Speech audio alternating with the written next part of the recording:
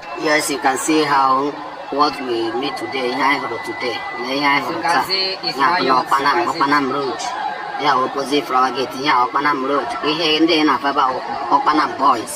Opanam Boys.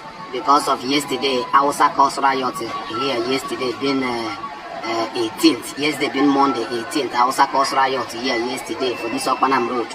And they blocked road for 2 hours.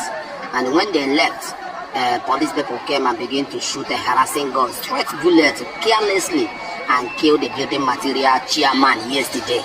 Building material chairman died yesterday, and today the Opanam youth and some consigned Igbo youth decided to some consigned youth joined and was moving in this area to make sure they destroy everything.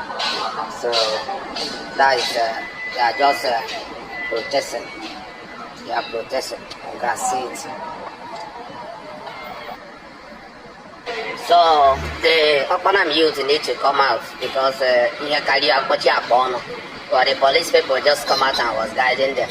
Carry maybe him or carry men can. Can you also get maybe carry on mad? Already. So these Hausa people need to be cautioned. They need to be cautioned in Delta State. I'm telling you.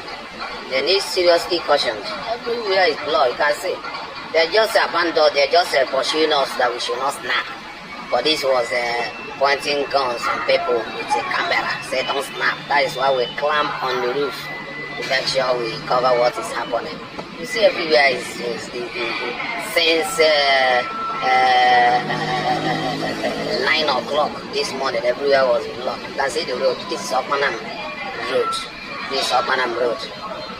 This is Opanam from that top right up, come up to Opanam City.